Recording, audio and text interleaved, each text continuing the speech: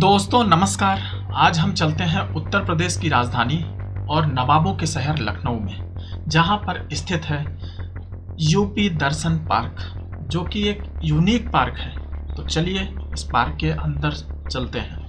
दीवारों पर देखिए इस तरीके का चित्रण किया हुआ है और यूपी दर्शन पार्क हिंदी और इंग्लिश में लाइटिंग के साथ बनाया हुआ है। अगर आप यहाँ पे शाम को आते हैं तो आपको बहुत ज़्यादा भीड़ देखने को मिलेगी। अगर आप अपनी गाड़ी से आते हैं तो पार्किंग की व्यवस्था है। यहाँ पर आते ही आपको सबसे पहले मिलेगा अच्छा सा रेस्टोरेंट, जिसका एम्बियंस बहुत ही अच्छा है।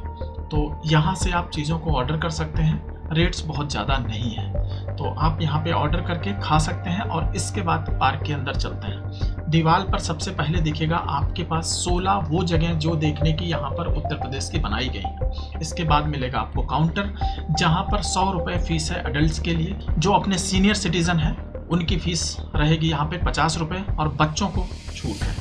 तो आइए अब हम लेते हैं टिकट और एक बार पूरा पीछे घूमकर देखते हैं कि यहाँ के रेस्टोरेंट का एम्बियंस कैसा है। और दूसरी तरफ आपको यूपी दर्शन पार्क का बोर्ड दिखेगा। तो हमने ले ली है टिकट, अब हम चलते हैं अंदर। गेट पर टिकट चेकिंग होने के बाद आप इन रास्तों से आगे बढ़ेंगे जिनमें लाइटिंग की बहुत अच्छी व्यवस्था है और अगल बगल आपके बहुत अच्छे पेड़ पौधे मिलेंगे। आ गया है अब झांसी का किला, जिसको देखिए।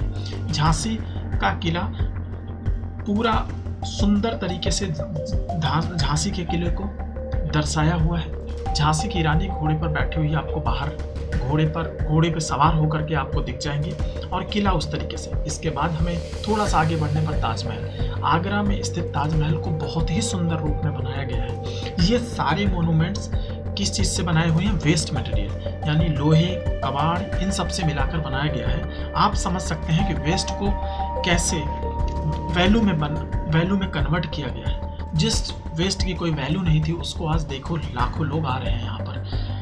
वैसे तो आगरा का ताजमहल बिल्कुल सफ़ेद संगमरमर से बना है, पर यूपी में बना हुआ ये ताजमहल आपको लोहे और कबाड़ से बना हुआ मिल जाएगा। इसके बाद फतेहपुर सीकरी, जो कि आगरा से 30 से 35 किलोमीटर दूर मुगल शासन का आधिपत्य रहा हुआ जगह है, जहाँ पर जो आपको अब सामने दिख रहा है। ये भी वेस्ट मटेरियल से सारे बनाए हुए हैं। सुंदरता इसकी देखिए, बुलंद दरवाज़ा फतेहपुर सीकरी में देखने को मिलता है। तो ये हो गया आपका फतेहपुर सीकरी। आगरा के 2 मोन्यूमेंट्स अब तक हम देख चुके, आगरा का ताजमहल और फतेहपुर सीकरी। इसके बाद आई लव यूपी, ये हर जगह आपको मिल जाता है, जो कि सेल्फी लेने के लिए। यहाँ सेल्फी लेने के बाद हम फिर से उन्हीं रास्तों में, इसी तरीके से बनाया हुआ है इन रास्तों को, और ये बहुत ही सुंदर लगते हैं। एक तरफ आपको ताजमहल दिख रहा है और दूसरी तरफ आपको दिखेगा बांके बिहारी मंदिर, जो कि वृंदावन का सबसे फेमस भगवान कृष्ण को समर्पित मंदिर है। आप देखिए, आपके सामने इस समय बांके बिहारी मंदिर दिख रहा है। लाइटिंग से इसकी सुंदरता में 4 चांद लग जाता है। और इसके बाद राधा रानी मंदिर, जो कि उत्तर प्रदेश में कहाँ पर स्थित है वो आप कमेंट में बताइए। राधा रानी मंदिर बरसाना में स्थित है और ये समर्पित है राधा जी को। तो हम इस समय देख रहे हैं राधा रानी। आपको कभी मौका मिले मथुरा घूमने का तो आप राधा रानी मंदिर और बांके बिहारी मंदिर जरूर देखिए।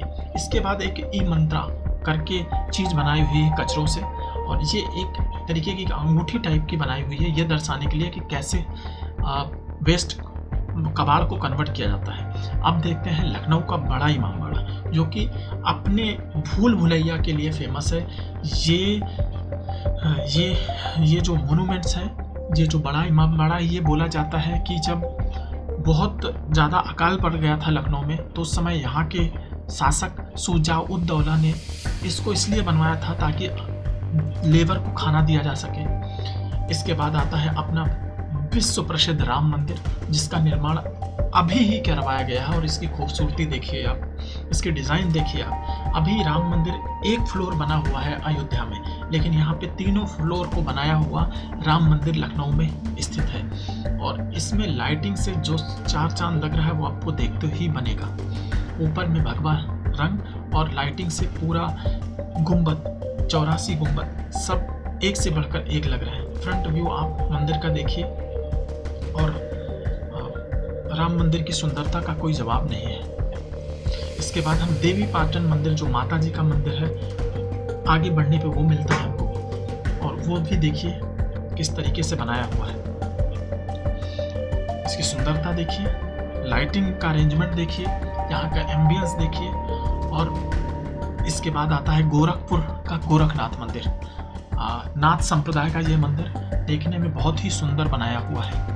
गोरखपुर में अगर कभी जाने का मौका मिले तो आप जरूर जाइए, और जाइए तो ये मंदिर जरूर देख के आइएगा। इसके बाद मिलता है महापरिनिर्वाण टेम्पल, जो कि कुशीनगर में स्थित है, जहाँ पर गौतम बुद्ध और महावीर स्वामी का परिनिर्वाण है। गौतम बुद्ध जी का परिनिर्वाण है, जहाँ पर उन्होंने अपने शरीर को त्याग दिया था। इसके बाद दुधवा नेशनल पार्क, उत्तर प्रदेश का में एक राष्ट्रीय उद्यान है जिसका नाम है दुधवा नेशनल पार्क। उसको दर्शाया हुआ है, शेर आपके सामने है जो कि कबाड़ से मिलकर बनाया हुआ है। इस शेर की बॉडी में आपको बहुत सारी चीज़ें अपने घर की लोहे जैसी दिख जाएंगी, लेकिन देखिए ब्यूटी देखिए कारीगरों की कि इसको कितना सुंदर बना दिया गया है। इसमें लोग शेर के साथ में सेल्फी लेते हैं, और फिर आपको हंस दिख जाएगा। और इस तरीके से उद्यान की बहुत सारी चीज़ें आपको बनाई हुई वहाँ दिख जाएंगी। लेपर्ड मिल जाएगा। तो दुधवा नेशनल पार्क के बाद हम चलेंगे आगे, और वो है कुंभ मेला को दर्शाया हुआ है, जो कि नदी के किनारे है। प्रॉपर नदी यहाँ पे बनाई हुई है। कौन सी नदी? कुंभ हमारा संगम पे लगता है इलाहाबाद में, और गंगा यमुना सरस्वती तीनों नदियों का वहाँ संगम है। उसके बाद तुलसीदास जी से रिलेटेड चीज़ें बनाई गई हैं, क्योंकि तुलसीदास जी ने रामायण को लिखा है, तो सीताराम सीताराम उनकी दीवारों पर लिखा हुआ है। और इस एम्बियंस को, इस माहौल को घूमने में आपको मज़ा आ जाएगा। इसके बाद हम चलते हैं बनारस, जहाँ पर है काशी विश्वनाथ मंदिर। और काशी विश्वनाथ मंदिर देखने के बाद आप भगवान भोलेनाथ को प्रणाम करेंगे, और उनके दर्शन करने के बाद इस पार्क में भी आपका ये लास्ट मंदिर होगा। तो आप 16 मोनूमेंट्स को देखने के बाद विंध्याचल मंदिर पर पहुँचते हैं, जो कि इलाहाबाद से कुछ ही दूरी पर है। तो हम दर्शन करेंगे विंध्याचल मंदिर का, और इस तरीके से आप यूपी के वो सारे मोनूमेंट्स, उनकी डिज़ाइन लगभग सिमिलरली कॉपी किया हुआ है, तो आपको देखने में बहुत अच्छा लगेगा। यहाँ का एम्बियंस हमने बताया। आप चाहें तो updarsanpark.com की वेबसाइट पे जा सकते हैं, जहाँ से आप डायरेक्टली टिकट बुक कर सकते हैं, ऑनलाइन टिकट। अगर आप यहाँ पे अडल्ट का टिकट करेंगे, एक टिकट मान लो, सीनियर सिटीजन का एक टिकट, किड्स का एक टिकट, और अगर आप इन सब का देखेंगे टोटल तो आपको 200 रुपये आ गया। अडल्ट का 100 रुपये, सीनियर सिटीजन का 50 रुपये, किड्स का 50 रुपये, और टोडलर का 0 रुपये। इस तरीके से आप यहाँ पे पे कर सकते हैं। अपना नाम डाल दीजिए, ईमेल आईडी, फ़ोन नंबर। इसमें नाम और ईमेल आईडी ज़रूरी है। और इसके बाद इसी पार्क में बोटिंग की फैसिलिटी है, जिसमें आप बोटिंग के लिए 2 आदमी के लिए 100 रुपये लगते हैं, 4 आदमी के लिए 200 रुपये लगते हैं, और बुल राइड भी अंदर में है जिसमें 50 रुपये लगते हैं, और मेल्ट टाउन जो नीचे बच्चों के खेलने वेलने का है 50 रुपये इसके भी टिकट है। Bouncy jump for Joy bouncing है, उसका 100 रुपये लगते हैं। तो इस तरीके से इधर भी अदर फैसिलिटीज़ आने वाली हैं थोड़े दिनों में, उनके लिए भी आप बुकिंग यहाँ पे कर सकते हैं।